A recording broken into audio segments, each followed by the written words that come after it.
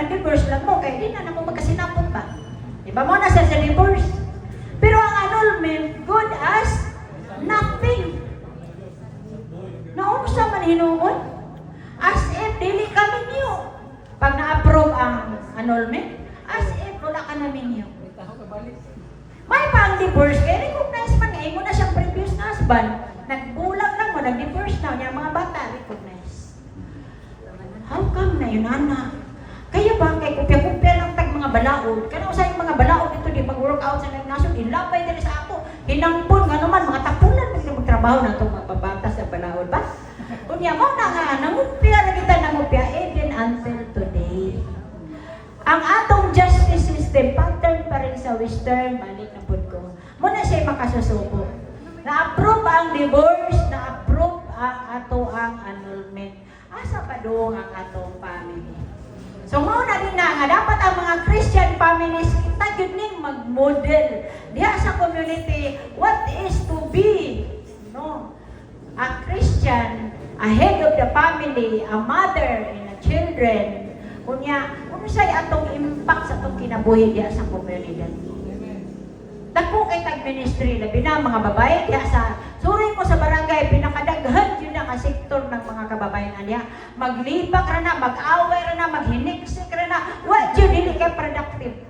Pero kung sudlon na sila, ma-educate na to sila, makakita tao, transformation, kahit di man tibuok, at least man lang sa individual's life, makakita kag impact. Nga doon na kay na-share niyo mo ang kinabuhi niya. Okay, so wala ta nag-anticipate ng atong mga bana, mga asawa nga hangul, dili kainan mo tabang sa atong extended families. Ya anak ko uyuan nga kuan ako first degree kasi nako seaman. Gibiyaan niya yang asawa nga teacher nga numan. Ingnon niya nga day tagai si mama day ha kay yang maintenance mo ni kantidad kada bulan. Dili tagaan kay tagaig 20 mil si mama day kay 80 mil may allotment. Ihatag ng 20 ni mama din siya. Jeans lang. Minyo na ka mama lang gihapon. So, di man makaako ang akong igagaw na siya, ikaw yun. Kanaraman mga hangol, wala na sa akong pamilya.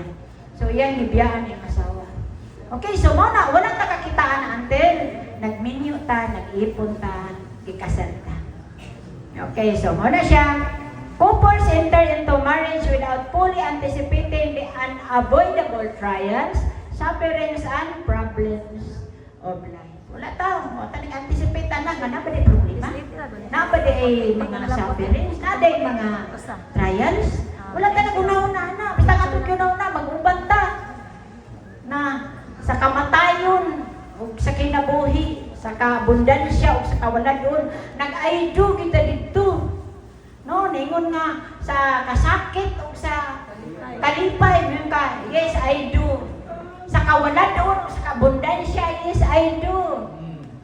Na, for better or for worse ka ng worse. Wala na siya nag-specify kung siya ng klase nga worse. Worse is worse, yun na. Hindi ba, inulit tangang hibawaan pa lang na ko inani di ay asa kong pakasal. Diba? Di yun kay, ni I do lang ta without even kanang understand. Wala proper understanding. Kung sa gini atong isudlan. Okay, so muna siya, there is an improper perception of reality which leads to disillusionment with relationship. Improper perception. O gini na to siya nakita. O niya, mao na siya inungdan nga mo fail ang kaminyoon. That was just a base, reason anong mahagsa ang atong kaminyoon. Okay, doon ay 5 pieces of marriage deterioration. Saman din ha. Ang phase 1 ko no is the romantic phase. Diba? Muna phase 1. Why problema? Why budget tayo? Why huna-huna? Sa mga trials? Tanan. Basta kalindot ragad. Amen ba? Kamong mga menu? Ang kalamig, ang kalindot ragad. Yun na. Bahala niya. Sila, bahalag saging basta labing. Dili na na-applicable karon. Kay mahal kayo ang saging. Wala na, di na tinuod. Okay, then, kini nga phase kay, this is the honeymoon stage. Diba? Why problema na yun? Ano yun na? Okay. The second Second is the transition phase. Mag-transition man kita. The early marriage life. Kinahanglan nakabubukod na sa imong ginikanan. No? Mo ba? Kinahanglan naka mag-budget sa imong kaugalingon nga budget. Kinahanglan naka magtrabaho nga di nakakinahanglan mangayo ni mama o ni papa. O syak na na. Kaya binagnaanan ba? Huwag kong allowance. Okay, so sa early marriage. Then, ang ikaduha, phase 3 is the reality phase. Kung sa may reality phase, preparing to pray, sa kay baluka, hala, di na ko pwede magbarkada. Di na ko pwede magbabad sa barkada. Di na ko pwede mulakaw nga di mananghit. Okay, so, unya, kung na kay mga anak, kinahanglan na yun ka, mahimo nga, papa, nga mo atiman sa imong asawa o sa imong mga anak. Then, kinahanglan na ka o stable job. Or else, mapas mo na imong pamilya.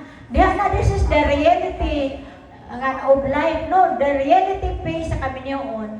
Nga, kinahanglan na ka imong kaugalingong balay, kinahanglan na ka mag-decision sa imong pamilya, mag-budget na ka sa imong kaugalingong budget. Ayaw budget ang kwarta ni mama o ang pensyon ni mama. Ang imong budget to, ang imong kita. Kung paibo ba sa gatas, sige, anak lang ng anak. Daghan pa kagipalit gatas ng imong asawa.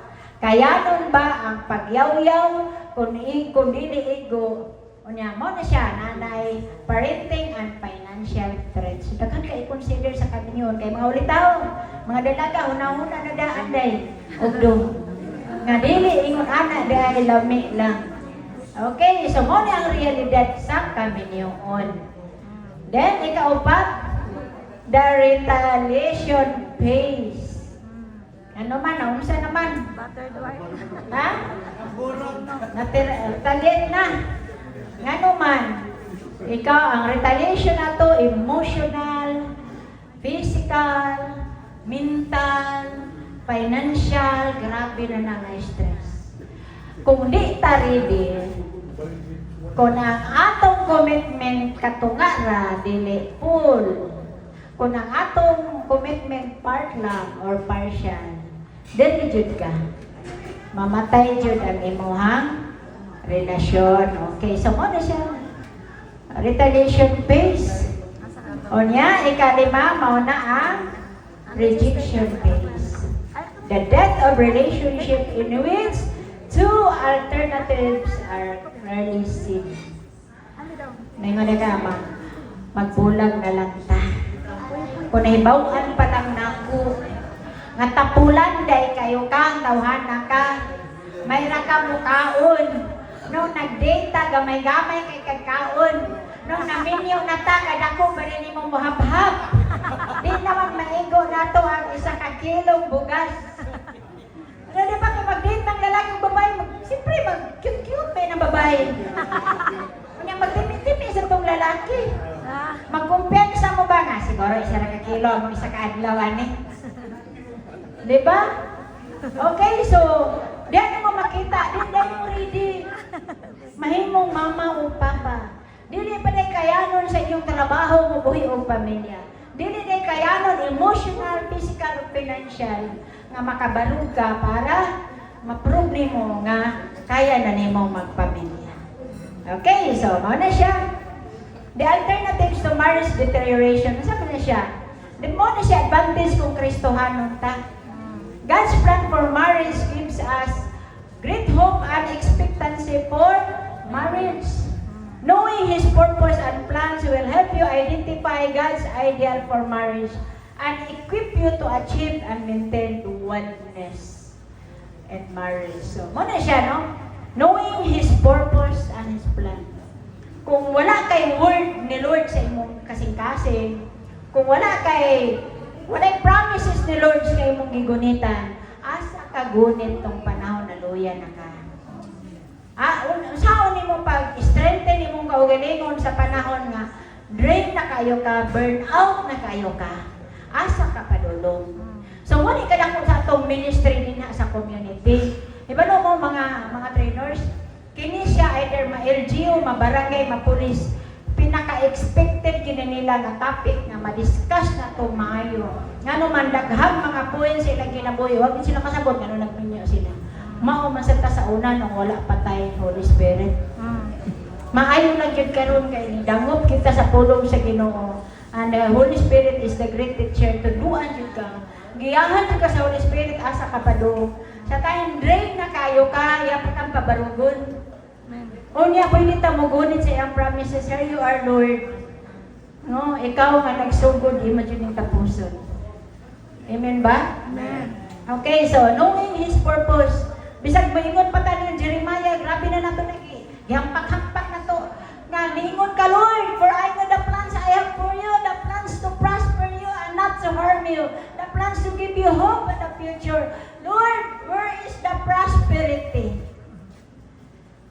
Ano? I need that kind of hope kay kapoy na kayo kung ako lang. No, kung wala kay word ni Lord, wala yun. Muna ang mga tao diya sa mga kabarangay, makita na to, mag-inom, mag-wild. Ang uban, daghan kayo krimen, mahimo. Nga naman, because of lack of hope. Wala hope. Good.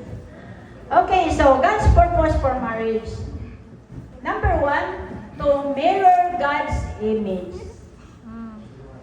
So to mirror God's image. Ang Genesis 1:26 of 27. God made mankind to mirror His image on earth. Ang kaminyoon ay is the picture of the Father, the Son, and of the Holy Spirit. Nag-mirror sa dagway sa Diyos. Ipakita diha nga family jud. Adonai Father, Son, and the Holy Spirit. God made two distinctly different. Imagine lang ka kung sa environment anang babae kalahira, kung sa environment anang lalaki, lahira mo mga pamilya ang gigikanan. Two distinctly different human, the male and the female. So that together they would reflect the image of God. So, pwede na ko dito magkahiusa even in our differences. Okay, so, kini siya to mirror God's image. Ang picture sa Father, visible yun din ha sa kaminyoon nga nag-recognize sa iyang lordship diya sa panimalay. Okay, so, wala siya nga. So, ang kaminyoon, ibig sabihin to multiply, ikaduha, to multiply godly heritage. So, kana mayroon siya nga subdue, rule. Di ba? Yang saan? Sa Genesis 1:26, magsanay. So, iyahan ang godly heritage. Ang purpose sa kaminyoon, busa, iyang gialaw nga kita mo sanay. Ang Diyos nun nga banay mao'y mo sanay. Pero ang mga Kristohanon kay family planning man. Nga ang mga tao sa gawas kay planting man. Mo nagdaghan kay tagwalihanan. Kay nagtipid-tipid ta. Ako, usan akong anak. Kang si Romel Duhara. Kamo, pila man ninyo? Oh? Kisa may napulo anak ni Rebe. Wala. Ay, naan. Napulo yun niya, sir? Oh, naidusi. Wala na, napulo na, pinagkataas. To mirror God's image, to multiply godly heritage. So, ang unang posisyon gihatag sa Ginoo nato is, may nagpatawon sa trabaho, bro, na driver lang, construction lang, manayin lang ba? Anong lang man? Ang unang posisyon gihatag sa Ginoo nato is manager. Subdue, rule, manage. Kita nang iyang kitagaan, ana, o otoridad. To rule, to subdue, to manage His creation. Dili may tabo nga, kita tudluan lang tag mga tao nga wakaila Ginoo. Kay unang-una kita ang isugo sa Ginoo ani. Di ba? Di ba sila kay balo ang mga tawa ni sa gawas nga naay mandit inani ang Ginoo? Kita gyud ang nakaibalo. Kung hindi ta makaibalo mo paambit nila, then failure ang marriage purpose ni Lord. To manage God's creation. Sige, ikaw mag-manage sa kayutaan, sa katubigan, sa kahanginan, sa kabundukan. Kita ang mag-manage. Grabe, kada ko sa gipiyan sa Ginoo na to, gigamayan batana. Usahay pa, mag-una-una ta nga. Pobre man dyan ko, anak man dyan pobre, inalirag yun, wakoy grado. Tanaw na to kung galing bagamay kaayo. Pero tanawa ang plano ni Lord. Ikaw ning iyang ipamanage sa iyahang kabuhatan. Kita ning iyang isugo to manage His creation. Dili mo sugo si Lord, o mga buta ka, wala ta niya sangkapi. Di ba mo na nga available yun ang iyang word para di ta magpangapa. Okay, to multiply, to mutually complete to one another. The experience of companionship. Sige, mga minyo. When was the last time na ingon mong I love you sa imong bana or asawa? Ano na? I love you, Jude. Kaya giingan man mo ni Ardy nga I love you. Ha? Kano sa aman last nga nagdulog jud ta sa atong partner nga kanang hugot jud kayo ang dakos. Wala, nagkatawa na sila ay sa pakukahuman. Ha? Gabi ilang. Gabi ilang. Isa tulingon gabi ilang, be? Nadire mong asawa kaya atong pangutanon. To mutually complete to one another. Di na kita complete kung wala na itong kapikas. Pero usahay, ang atong ministry, ato nang gamiton to justify nga kapoy ta. Kinsa man dili na makadulog sa asawa, di na makaistorya og tarong kay kapoy na sa ministry.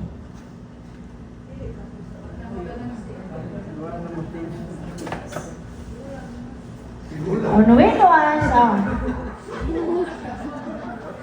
kano sa pwede, sige, ano na siya, lalaki o babae, ingon ta, usa ra gyud kana ang nag-usa ta, ang union, ang kaminyoon, gihiusa ta sa Ginoo. Pero kano sa aman ang actual nga hiusa sa hunahuna, sa kalag, sa lawas ug espiritu. Kano sa aman ang mahitabo? Sa panahon ng praise of worship. Klaro nga sir, kung sa gito. Anong praise and worship sa simbahan? Ha? During our, ha? During the time of love making. Kanang panahon na, dapat usag yun ang inyong unahuna, usag yun mo diha sa kalag, sa lawas, o sa espiritu. And the actual, and the sex is also a kind of worship unto the Lord. Nakakano ba ta nga even sa atong love making? Ha? Ang uban hilasan, no? Di ba nag-ingon nila nga ang bed sa magtiayon gisanctify na ni Lord? How many of you are aware? Bebe, ang bed ko no sa magtiayon, kanang atong kama ba? Gisanctify na ni Lord. Tanan nato nga pagabuhaton anang kamahan, gisanctify na ni Lord. Busa ng atong mga kama, hindi na nato basta-basta pahinda-hindaan kung kisa na natong bisita. Kaya it might be, there is kanang itong power of impartation, kanang ibang espiritu ba? Dala-dala na natong bisita tapos ipahinda ni mo na sa imong kama.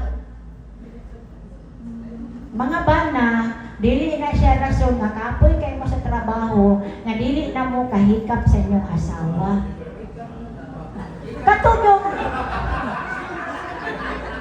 Katong actual yun ba? Ha? Nya, di naman sila nga, ay, hikap-hikap na naging pitaman, ma'am. Naaragin naman, kama kami sa hikap-hikap. Kayo na naging apoy na.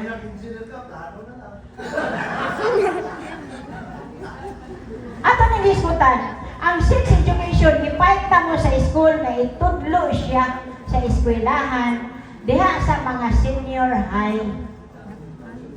Sa una, ang mga parents may niya, ayaw ma'am, kay nga naman, bastos manggod na siya.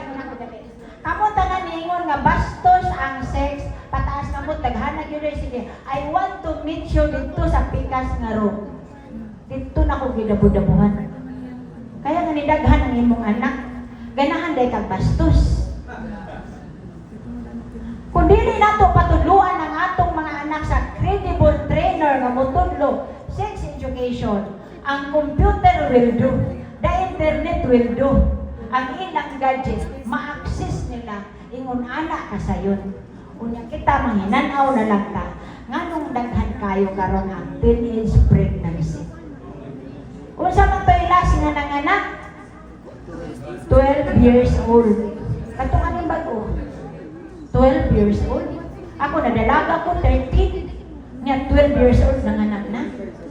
Ang atong mga bata, sa unang-una nato, nabastos na siya katapik. Ang atong mga bata, wala kita nakasitaw. Sige, amino na to, kung tinuod ni Odile. Sa atong panimalay, when was the last time na ni-sit down mo sa inyong mga anak na magdalagahay na o magulitaw? Na we will talk about sex. Nahimo ba na nato? Wala. Mao na kinahanglan, edukado ta amin nga area. Kay kita ning mo impart sa atong kinabuhi, sa atong experience, ang kabalaan sa plano sa Ginoo sa kaminyoon nga ginababoy lang karon because ang mga Kristohanon we fail to reach out sa atong mga young generations. Mo ni sa dako nga role sa ato ang orientation sa atong school, mga saturation team, kung magpa-training mo sa inyong mga young prof, sa inyong mga youth. Muna atong i-discuss unsa ka sa grado ng butanga, di na siya pwede dula-dulaan. Kaya kamong mga bana, isatisfy inyong asawa. Tudo namin tras na kaya pa. Wala ibalibaray. Wala pipong sanay, ha? O, ang asawa po, kuhit lang kung ganahan ka. Ayaw tihik-tihik, ayaw ulaw-ulaw. Isa may tag-iya sa lawas atong bana, di ba ang asawa? Ang tag-iya sa lawas sa asawa, di ba ang bana? So therefore, ako ang na. So di mo takabungot no. Magdayong talikod ng mga lalaki ba?